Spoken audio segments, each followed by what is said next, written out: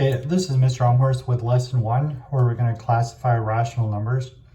So we're going to look at these three categories here, and we're going to take different types of numbers and then put them into sets and subsets of numbers. So rational numbers, integers, and whole numbers.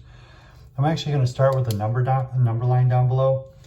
So any number that we could possibly think of here, let's just say 0, we could say 3, 5, -5, -3.5. All these numbers anywhere on the number line, we're going to call them rational numbers. So everything that is the numbers and between the numbers, we can put a little r in here, and this will represent all of our rational numbers. Okay, so that's all numbers. Now we're going to look at integers. Now of all of these rational numbers here, any number on the number line, only some of them are going to fall into this category of integers. And we're going to put a little I right here. So -5, -4, -3, all of these are going to be integers, including 0. So now we're left of 0 is negative, right of 0 is positive. So all of these, we're going to call this group integers. Notice the integers are not between these numbers. They're only exactly right on those numbers. And just say no partials. But let's label something real quick. We're going to call these positives. Positive numbers. Then we have 0. And then we're going to have left of 0 on the number line. We're going to call these negatives. Okay, so we have rational numbers, integers, and then we're going to have a smaller subset. Only some of these numbers are also going to be called whole numbers. And that's going to be no negatives. It's only going to be positives over here and 0.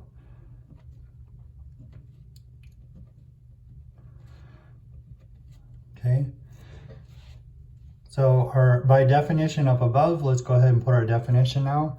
So all numbers, including positives, negatives, and zeros. So this is rational numbers are going to be the category which says these are all numbers,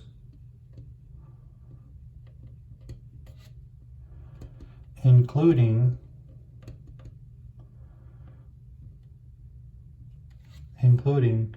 positives, negatives, and 0 with partial numbers, or between the numbers with partial numbers, parts of numbers.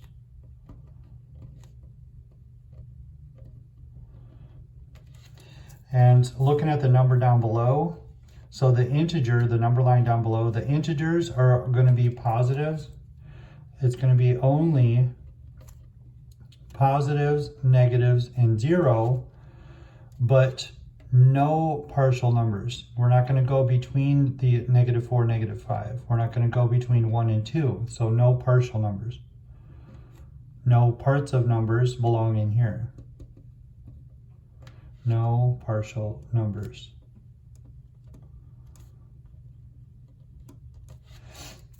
And then the whole numbers here is going to only be positives and 0. So just going to the right over here will be whole numbers. So we got positives, 0, and no partial numbers.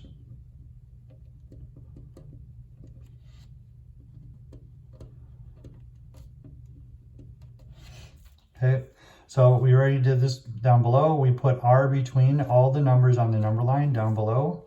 And then we put I above the numbers on the number line and going to the left and the right of 0. And then we put a W above the number line on the right side, only positives. So if we look at 5, we go down here and we go to 5.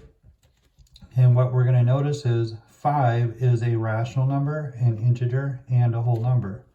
So we would actually label that R, I, W. So this one fits into all categories. And then 0 fits into all the categories, rational, integer, whole numbers. So it's a rational integer whole number. -5, if we go all the way over here to -5, that's only going to be rational and integer. Whole numbers are not over here, so we would just say this is rational and integer. Then if we go to -3.5, we go to -3.5. Well, it's not here on the line with -4. It's not here on the line with -3. So that would be rational only. So now going down below, we're going to take this idea that all of these numbers are going to fit into this largest circle if we do a Venn diagram. So we're going to call this rational numbers. And then only some of these numbers fall into the smaller category, and we're going to make a smaller circle called integers. And then only some of these numbers fit into the whole number category. And so we're going to just do a smaller circle and only put whole numbers in there. So starting with the smallest category, whole numbers include the positives, the positive numbers, and 0. Positive numbers, and then also 0. Integers. Integers include the whole numbers, positive zeros, but then integers also includes the negatives. So you got negatives.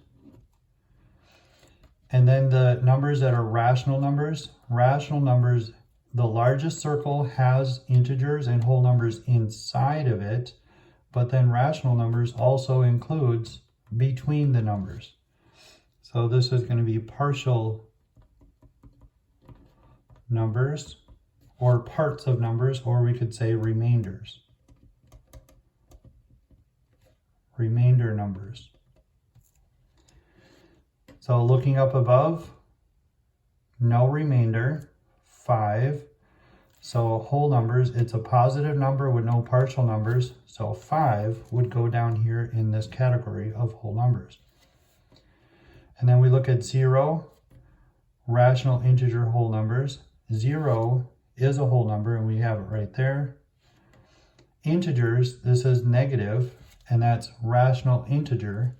So as we start our category, we go outside in, rational and integer, and then we stop. So -5 would go right here in the inside the integer group.